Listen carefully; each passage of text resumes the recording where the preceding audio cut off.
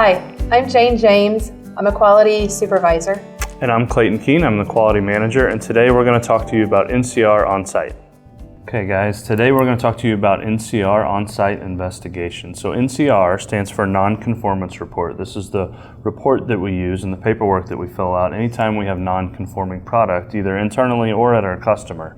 So when a defect is found, our quality personnel delegates an activity and an action plan to be executed. So Jane and her quality team will delegate that activity to the production department. So this NCR, this non-conformance report, it's a central document for recording all the information that all the different groups submit back to the quality team. They use it to investigate, take their notes, also to document their sorting results and the criteria for that sort. So we issue NCRs anytime we find an abnormality, whether that's internally or externally. Externally, if our customer or our on-site representatives communicate something back to us, or internally if we find that something abnormal has occurred and flowed out of its process. So those can be anything from missing parts in a returnable, cosmetic defects, no good material, an incorrect assembly. There's a lot of examples of abnormalities, but we want to make sure that anytime one occurs, we stop, call, wait, and contain that abnormality, and then we issue an NCR and begin to document that occurrence on that paperwork. So what we want to talk about is what happens when we find an internal, when we issue an internal NCR, or when we issue an external NCR. So Jane's going to take us through a little bit about what happens whenever those are issued. Okay, an internal NCR is something that we find in-house. What we do when we find it, we put everything on hold. We sort what is at the process, and the NCR also gets wrote up. After that, if at the process we don't find anything, the sort stops. If we find something at the process, then we turn around and we go to the next area where that part gets assembled or painted, and then we sort that. And if we find stuff there, then we go to the next process after that. If there's stuff that is found there as well, then we go to a dock sort. A dock sort is where everything that, all colors, all models on that part, everything is pulled off the dock. We get a hold of the shipping guy and let them know. And then we sort that. If there is nothing, we don't find anything there, then the sort stops. If we find something on that dock and there's no clean point to it, we turn around and we do a NONC on that. Jane, what is an NONC? It is a Notice of Non-Conformance Report. And so what we have to do with that, the engineers will let them know, the customer know, that hey, you might receive some parts that are bad. We will also turn around and we will tag them with yellow tags to let the customer know that that is a clean point that they have with that. So Jane, you covered internal NCRs. What do we do if there's an external NCR? So with an external NCR, it is a customer will call us with a complaint that we had shipped out some bad parts. With that, we turn around, write the NCR up, we issue a dock sort, and we have everything tagged with yellow tags.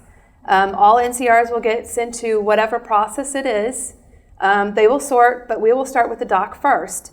We pull everything off the trucks that are getting ready to leave, and we will turn around and we tag all of that stuff. If we don't find anything there, we still keep sorting, and we sort all the way up to the process. And they will tag those for 3 shipments or 6 shifts. Yep. And it's really what the customer requirement is. Each customer can be different externally, but that's what we do, our quality department does anytime there's an internal or an external NCR. So then we take that NCR, that non-conformance report, and then our quality engineers and our quality team begins to document our results on that same report paper. So we're documenting the sorting results of that containment activity, and we begin the investigation and write down those investigation steps and rule out plausible root cause theories. So, okay, now that you guys know what a non-conformance report is and how they work, we want to show you an example of one here that happened and walk you through all the process steps so that you can see how the reporting and the investigation steps were filled out on the NCR. Okay, you guys, we are out on the floor now going over some of our defects that we've had. This was a good part. that wasn't broke off. This is the clip tower that was broke off on the mold. This was captured at the assembly process. The team member who assembles the product right before it goes to the customer found this defect.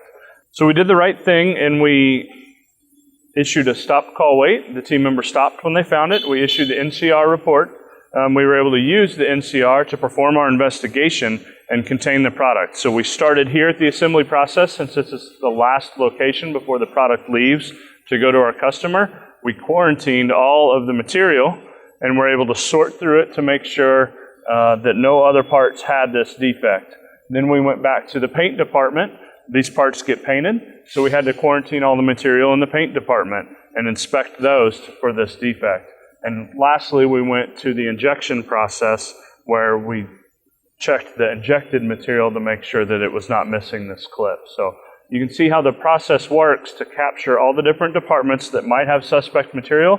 We use that form to fill out the results and document our findings, and then begin to understand the root cause of why this might have occurred. Then we go to the injection process to begin to understand and investigate the root cause and begin to write down our findings onto the non-conformance report. Okay guys, now we're at the injection process. So we followed from assembly to paint. We were still finding defects, and we followed it all the way back to the injection process, where we now have found out that this defect is coming from the injection machine itself, and we're going to look at how our team member performing the inspection should have caught this defect. All right, guys. So what I'll do is pull this part off. I will inspect the front of the part in Z pattern, going halfway, and then I will turn around and check the other half, checking anything for any voids, anything.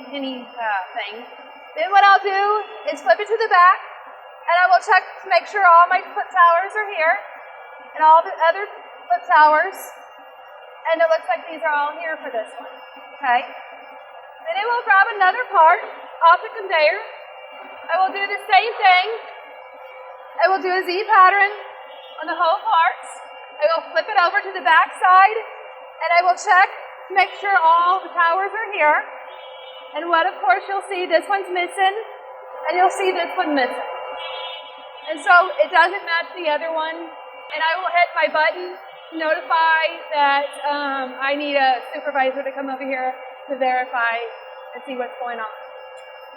So the occurrence that we use for an example today is that the team member didn't follow those instruction steps as Jane explained. This is what should happen. Because that didn't happen, a problem occurred, and it flowed on to the next process. So these are the investigation steps in our non-conformance report. We want to document those there and take corrective action to retrain our team member to follow our work standards that are in place. Okay, so we want to remember, as we worked through all the steps from assembly to paint to injection, investigated what the root cause was, documented the root cause was that our team member didn't follow the standard, and now we identified the corrective action that needs to take place is the training to the team member who didn't follow the work steps. This is all the information we want to record on the non-conformance report, or the NCR.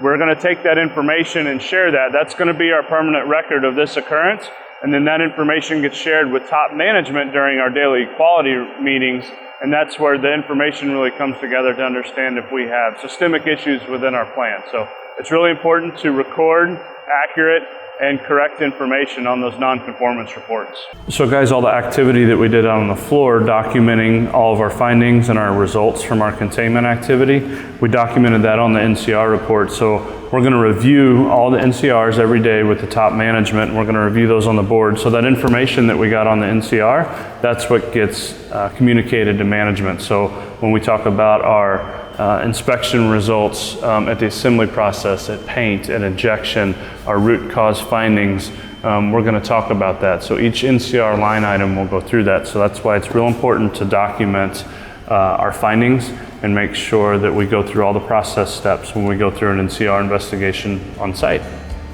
So we hope you learned a little bit about NCRs, non-conformance reporting today, how to correctly fill out, record accurate information on those NCR reports, containing the product, whether it's internal or external flow out of non-conforming material. We want to make sure that we contain the product in any of the areas where suspect material could be, document that information accurately and correctly so it can be communicated to all team members and levels of management. Thanks for learning about NCRs.